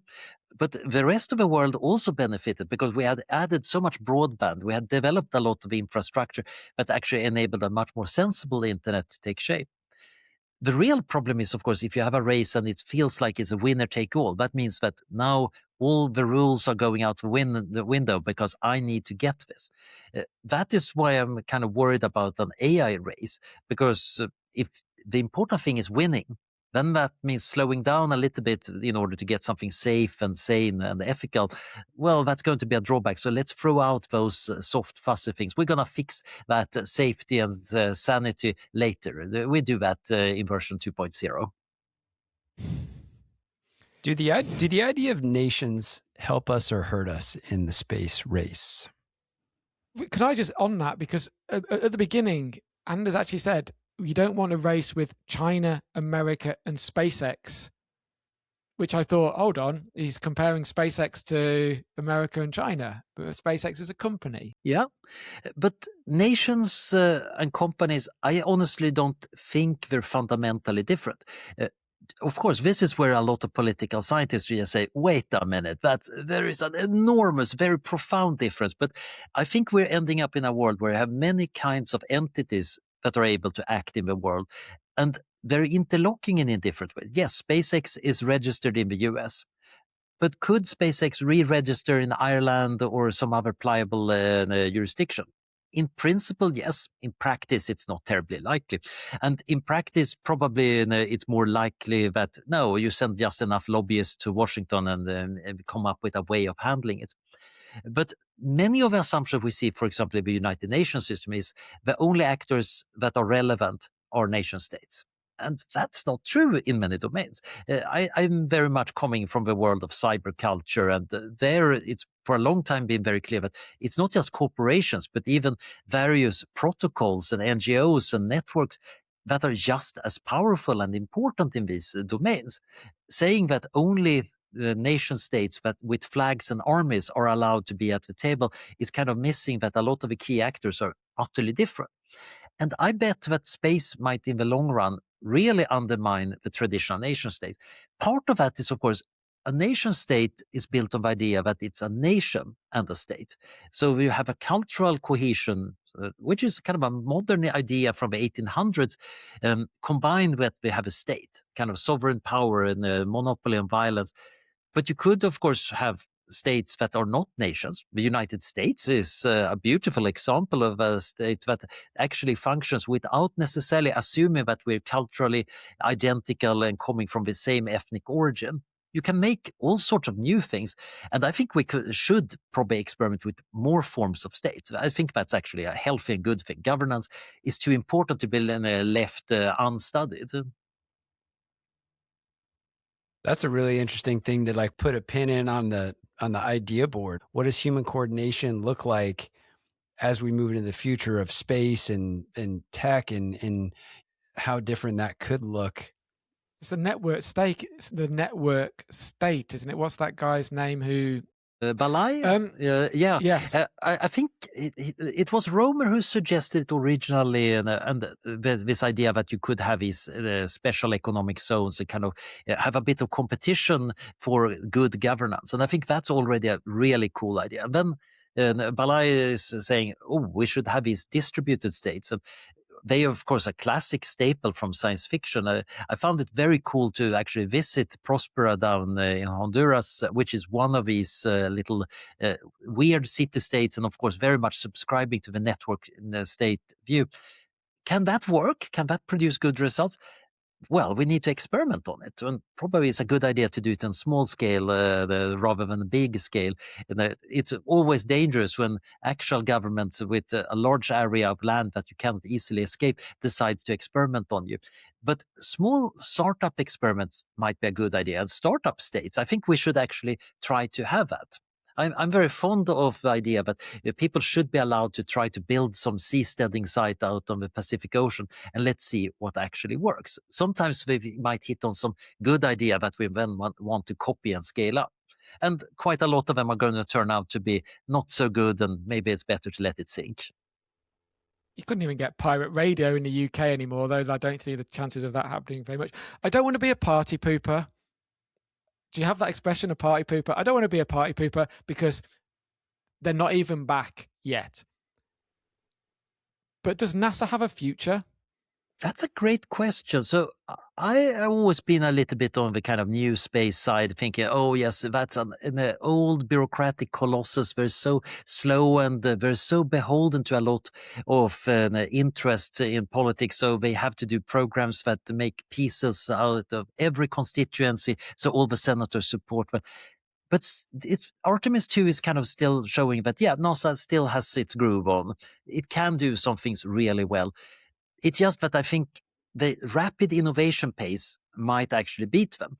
The problem with NASA is they are so good at doing it. It's a little bit like the elves or dwarves in some fantasy novel. They're handcrafting these magical things, but they're so rare because they're handcrafted by the elven wizard. So you only get one single magical sword or that single magical shield, and it's endlessly expensive. It's really good, but yeah, that crappy iron sword the humans are making over there, they're making hundreds of them, and that's enough to actually get the entire fantasy army up and running. So I do think NASA has this cluster effect of having some really bright people. The big problem is, of course, the really bright people in an organization that's also subjected to horrendous political forces. So I don't know how well that's going to last. But then again, the bright people in any company also have the same problem. The skunkworks couldn't kind of keep up their epic pace forever. They had a golden age, and then since then, I think they've been just doing good work. And this goes for many things. One of the funniest things I realized as becoming a middle-aged person is, oh yeah, golden age come and go, and that's fine. I'm fine with that. I'm just going to try to find the currently interesting cluster, or even better, something I think might become the next golden age or the next cluster, and then try to make it last as long as possible. But eventually, yeah, it's gonna end. I think NASA has amassed so much kind of capital in some sense that it could keep on surfing for a long time, but I think it's good that it gets a fair bit of competition. With this big manifesto and is like, all right, I'm out. Who's coming with me? Where do we go? I mean, could we see that? Could we see that in the future? Yeah, I totally think that's plausible. After all, we've seen that in other domains. Sometimes it happens accidentally. Silicon Valley was very much started because people got fed up with chocolate and decided, okay, he's just too much. We're moving out and starting our own companies, and that was the start of Silicon Valley. You have Anthropic moving out of OpenAI because many people there felt like you're not taking safety seriously. We want to take it seriously. Let's build something. And maybe that can happen here too. I haven't heard many cases where government agencies do that. But then again, NASA is a very weird government agency. I think there is potential for that. There are many really cool and bright people. The really hard part is, of course, the entrepreneurship part. Uh, as a lifelong academic, I always admire academic entrepreneurs who just get fed up and go off and start their own university or their own research field. I'm usually the guy following them a little bit later saying, okay, this looks good, but I couldn't do that. I like to see this kind of entrepreneurship and leadership in action. But of course, quite often it's also misguided, and sometimes we just walk off in the desert. Talk about NASA and the future of NASA. And with everything we talked about today, there are two things. There's coordination and then there's trust, right? And establishing trust to be the authority to govern something. How does trust and the building of trust play into how you think about the future, and how could NASA maybe even be the new trust organizer and not the doer of the things, but the entity that everyone looks to for consideration and advice and all of that? Uh, so quite often sociologists divide the way you kind of get the social status into dominance and prestige. Dominance is the way of a bully. You're strong, and if others don't do what you want, you beat them up or you yell at them or scare them. And then you have prestige. You do something really well. You are renowned for being good at that thing. Might not mean that you're in charge of stuff, but everybody goes to you when it's dealing with that domain. And in both are good ways of getting prestige in society. The problem is, of course, when you lose a bit of control. Usually the bullies find that suddenly everybody else is going to get back at them. While people generally tend to help the prestige people. Oh, no, you've fallen. Let's help you. Um, the prestige is important. How do you get prestige as a regulator? How do you build trust? Well, part of it is being impartial. Part of it is being able to do things usefully. Sometimes with flair and style, sometimes just plodding along in a super reliable way that everybody can build on. So this might be something for NASA to think about. Uh, in some sense, plodding along might be very boring when others are kind of sending up rocket after rocket after rocket, but sometimes the other rockets blow up. That's kind of a point, Musk will happily say. But on the other hand, that reliability, that boring reliability is also useful. You might be seen as an impartial arbiter. I think generally trust has a lot to do with legibility. We tend to trust people where we kind of understand their motivations. We can see what they've done in the past. We can see roughly where they're going. The people who are mysterious are intriguing, but you don't really trust them. The people that you cannot tell what they're up to, yeah, interesting, but maybe I'm not going to invest there. You want that transparency, and this might be where NASA can be quite useful. It probably, like any big government organization, needs a lot of reform. I'm very skeptical of big government. I'm a libertarian from Sweden, which is a kind of a contradiction in terms. So by American standards, of course, I'm a social democrat, socialist, but by Swedish standards, I'm raving neoliberal. And generally, I think you want your agencies to be agile, but they also need to be fit for purpose. And that goes both ways. You want to check your agencies because there are the pathologies that happen in organizations. People build their little fiefdom. People get all sorts of weird incentives that have nothing to do with the mission. And we should just be on guard against that. And that's kind of a useful liberal critique against it. But at the same time, you want to have these transparent, somewhat neutral systems. it doesn't have to be a government agency. Sometimes you get things like the Lloyd's market for insurance in London. Sometimes you get the Internet Engineering Task Force. But you can sometimes set things up. And if you have a cluster of really competent things and history at the bottom, that's useful. To some extent, that's what Oxford is doing here. We have been surfing here for kind of 800 years of having fancy architecture and enough people learning enough things to occasionally become famous alumni that give back money. That maintains a structure. That structure can still do stupid things because it wants to maintain itself more than educate or do good research, but you still get something to build on top of. And then that can create a fair bit of trust.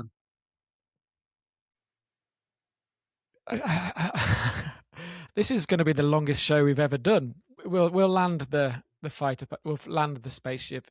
Do you have any thoughts on fusion? We've spent a lot of time in Space Season talking about space-based solar power. Space-based solar power isn't going to work in interstellar space. Nope. If you want to go outside the inner solar system, you want nuclear. And fission is not going to be particularly fun outside the asteroid belt, because where do you find the uranium? Well, inside Jupiter, and you're not going to get at it there. So fusion it is. And yeah, we better figure out fusion if we really want to do things in the outer solar system and interstellar space. If we do that, then of course you can probably live like a king out on the Kuiper Belt objects in the outer solar system. There is enough deuterium in that ice that you could run. I calculated that in a typical Kuiper Belt object you have enough energy to survive for 100,000 years. So if you have a little city state on it using 1 terawatt of power, which is, I think, is a fairly decent amount for something city-sized. That's good. But we need to get the fusion to work, of course, which is tricky. But I'm getting more and more bullish on fusion. I'm still kind of feeling plasma seems hard, but now there's enough people that seem to be using different approaches and actually getting investment in a proper manner. And generally, I tend to assume that investors, they might not always know what they're doing. But I think the field is getting somewhere. We've seen advances in permanent magnets thanks to the rare earth magnets that are just making things so much better. Not everything has to be a super complicated superconductor or just a normal magnet. I think we might be getting there. So fusion is still kind of the energy of the future, but the number of decades till fusion has probably shrunk a fair bit. Big shout out to Glenn Martin, who was on our show, an awesome guy. But in our show, he just off the cuff referred to fusion as an engineering problem. And the way he said it, and he's got so much heat on the internet because people are saying, what do you mean it's just an engineering problem? It's like quantum computing. It's always 10 years away. It's not going to happen. So you're optimistic that we're... Yeah. I don't know if it's just an engineering problem. So I heard a critique from my friend Eric Drexler, who's somewhat famous for nanotechnology and also doing a lot of very cool stuff about AI. But he pointed out that, getting the first order instabilities of a plasma under control, once you've done that, unfortunately, there are second order instabilities and we have even less ideas about that. But then again, engineers are clever. Just an engineering problem usually doesn't mean it's easy. But engineers are amazing. I really admire engineers. I'm a scientist. I do stuff to get knowledge. I'm very bad at actually building stuff. I'm admiring my brother, who's an actual engineer, whenever I find him in the garage, kind of doing a Frankenstein on an IKEA bookshelf to make it fit into the furniture, or making things fit and changing the constraints of the world. And the trick that happens, of course, in engineering is that if there is a problem, you engineer around it, or you make it to not be a problem. In science, if there is a problem, you're not allowed to say there isn't a problem. You actually need to solve the darn thing, and quite often that turns out to be harder. The really interesting question is what AI is going to do. So these days, I'm vibe coding every day. I have little agents writing all sorts of software for all sorts of purposes. But vibe engineering, I bet that we're going to get to that relatively soon. Today we have topological optimization, so we can use AI to generate weird parts that we can then hopefully 3D print and make use of. I'm seeing more and more simulations enabling humans to work together with software. And I bet that within a decade or two, we're going to see a lot of web engineering which might help the development of fusion quite a bit. Because, there are many weird problems that might not even fit our way of thinking, but might really fit whatever the AI systems are doing. So I'm getting rather optimistic about it. It might be just an engineering problem, but we're getting a lot of software engineers in a literal sense. This is super inspiring and really fun, Anders, to just think big about stuff that, and help people think bigger about stuff that they don't have I the think we time. need to do that. One of the problems I have with our current civilization is that we're so afraid of thinking that things could work differently. We have systems that work pretty well, and then people latch onto that, and to some extent it's sensible. We need to keep the systems we got to function. We have been maintaining some of our political and infrastructure systems really badly, and we're reaping the harvest now, unfortunately. But at the same time, just because some system is pretty good doesn't mean it couldn't be much better, and maybe scalably amazingly much bigger. So I think thinking big about the future is also a very healthy exercise to get hopeful about it. Is there anything out there that shouldn't be optimized? I think to some extent, yes. There are things like state monopolies of violence that I'm getting very uneasy about. If you could imagine the robot army and the robot police force, because now there is nobody to say no to the dear leader when he decides to do something stupid. So there are dangers like that. There is also an argument to be said that maybe we shouldn't be optimizing too strongly for superintelligence right now, because we don't know how to control that. Already making use of the current level of intelligence in the AI is going to keep us busy for years. It would be a nice thing if we could actually know that, we're not getting superintelligence for 10 years. Let's work out how to make current systems safe and robust and sane and trustworthy. That would be really useful. The weird part is, of course, what's optimizing for that? Well, that's market forces, that race dynamics, a bit of human nature. It's a lot of stuff that we have very limited control over. And maybe we want to gain that control. But then you have another risk. Now we might lock ourselves in.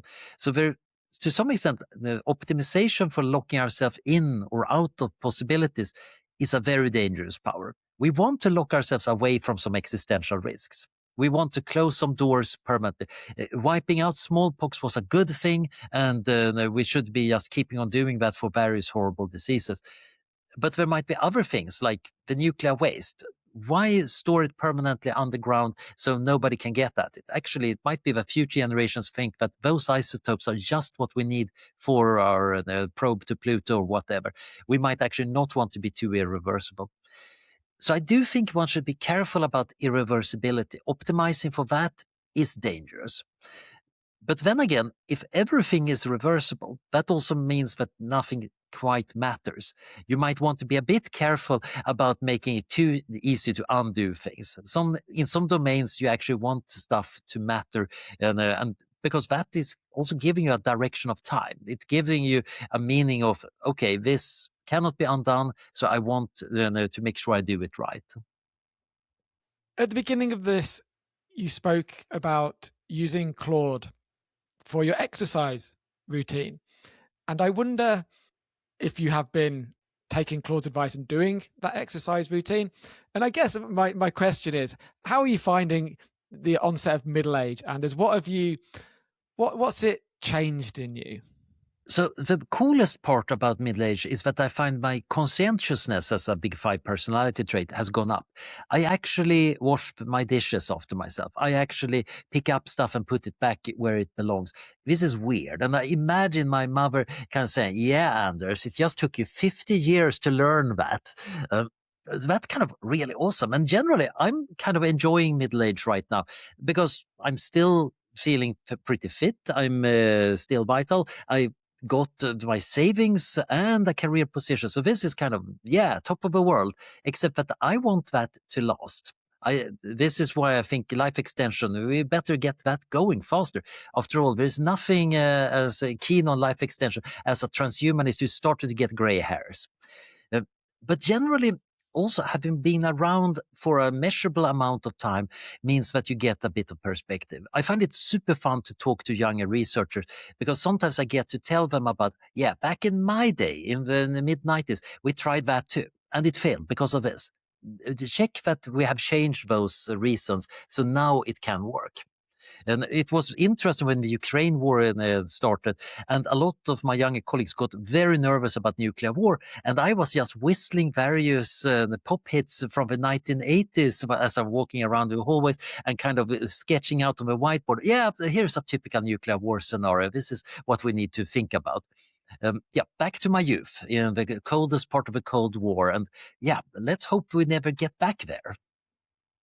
Interesting on the organization and cleaning up and doing things. Whenever I cook now, it's a game in my head to actually clean as I go. And by the end of me cooking, everything is clean. Like it's a weird little game I have that does not match who I was a while back. So I resonate with that. That resonates with me quite a bit. So pushing on the extension of life a little bit. And you mentioned something just a second ago about things being reversible, having less value. I want to extrapolate that out into this idea of if we extend our life longer, and you bring the economist in the room that you mentioned, and we talk about scarcity and moments being more scarce, things more valuable. How do you stir those around in a pot together as you think about longevity? So the one thing that is absolutely not renewable is time. You cannot go back in time. You can sometimes undo changes, but you're still going to be at a later time. And quite a lot of our lives is kind of accumulative. We learn things, we forget things, we change. And that is quite often not quite reversible, and it's not practical to reverse it. So I do think that that is also why we build our identities over time. My middle-aged identity is very different from my teenage identity and the intervening ones. And I can kind of see a progression that generally I think is pretty good. I don't know whether teenage Anders would agree on that. We would probably have an interesting quarrel about politics or something. But the nice part here is not that time is getting scarcer. It's not like if I suddenly got 1,000 years, I would feel like, oh no, I lost a lot of value because each moment is less precious. It's rather, yes, now I can finally do some long-term projects. So the economist, his point is of course about opportunity cost, really. My choices might matter a lot if I have limited time. But that is also for limited energy. I think one of the biggest problems these days is not time management, but energy management.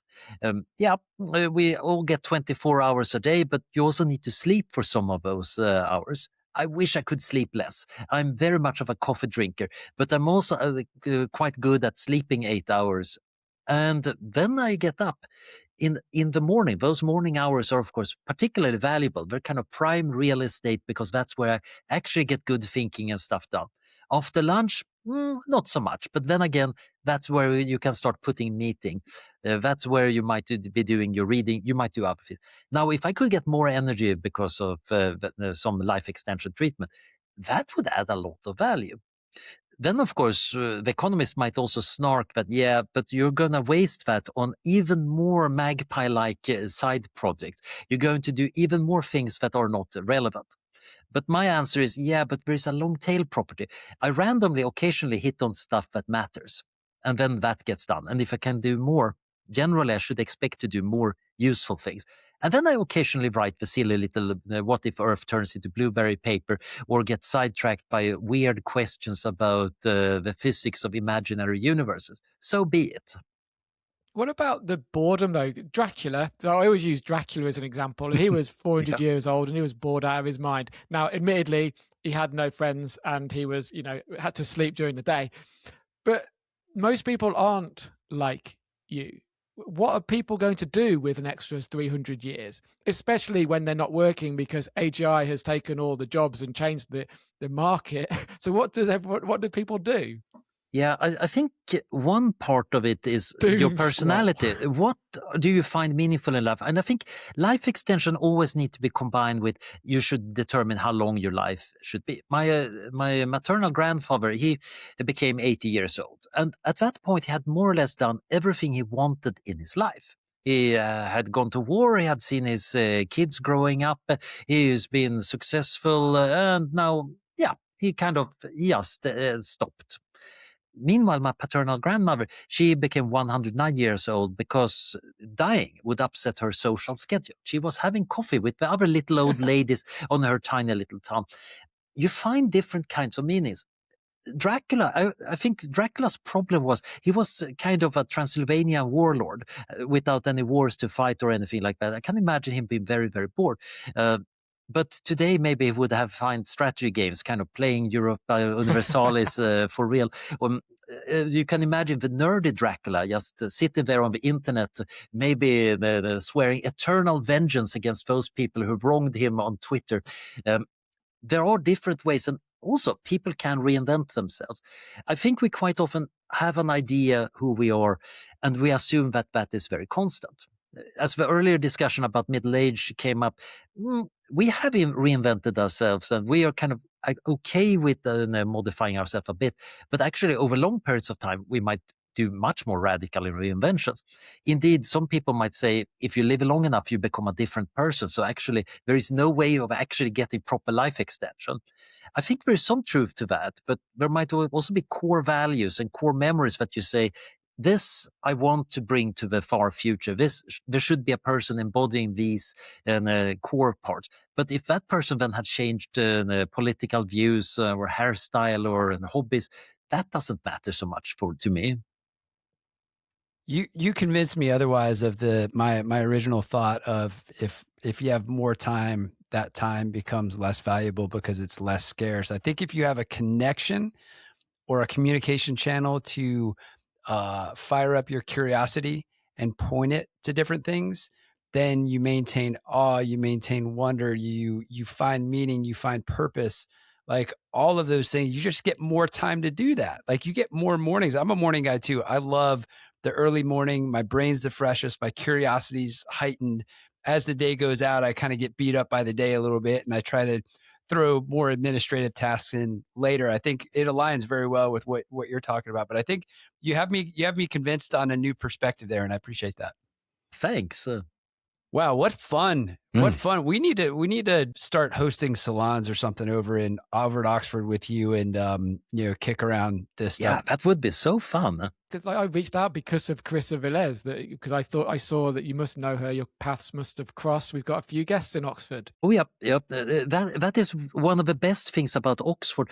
It's such a good home base because people are passing through. Some stay for a long time, some just briefly visit, and it's usually easy to get people to say, "Of course, I come by," and then I get to play a tour guide, giving more or less unreliable narratives about what's the different places are.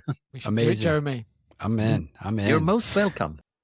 Oh my gosh, amazing. Well, let's I would love to continue to stir the pot. Hopefully let's maybe do another episode or dive in various ways down the road. I do want to ask you a question that Kevin Kelly has asked us and we ask all of our guests, and it is this: what do we want humans to be, and how does technology help us get there? So my kind of dream for long-term post-humanity is like a coral reef of post-human versions, different to life project. Right now we have this liberal idea from John Stuart Mill about that we should do experiments in living. We should live our own lives and try out things, and only we can really judge how well it's going, although it's kind of wise to listen to your neighbors and friends sometimes telling you that no, actually, you're full of it about it. And that diversity of potential is necessary because we are still very small beings. No matter how advanced we become, thanks to our technology, we're still smaller than the universe and the bigger community that we're part of. So we are not able to encompass all of the relevant factors. We can't optimize for that. So we need to try things. And then we want to make it safe enough to try things and become new things. And I think technology is good because it gives us both a kind of base plate to stand on. We solving basic infrastructure, so we have material safety. We have enough wealth to play around with stuff, even if it doesn't work out very well. And long term, it might enable us to explore more. And I'm already seeing that AI is helping me explore many things, going down rabbit holes, and then the AI comes back and tells me whether it was an interesting rabbit hole I definitely should be going down into, or you're saying, nah, it's just the usual kind of weird academic rabbit hole, but here are a few references and cool equations. So I do think that diversity, that experiment in living, both goes for us individually and as communities. We should be doing more experiments. And for that, we need technology that allows us both to do the experiments themselves and also handle the consequences sometimes. So. Superb. Kevin will be very happy. We'll send him your response. Cool. Your Yeah. answer to that. Thank you very much. Anders, it's been wonderful. Yeah. Enlightening. So much fun. Thank you so much. Well, thank you for having me. Yep. Until next time. Till next time. Be disruptive. Stay curious. And keep thinking on paper.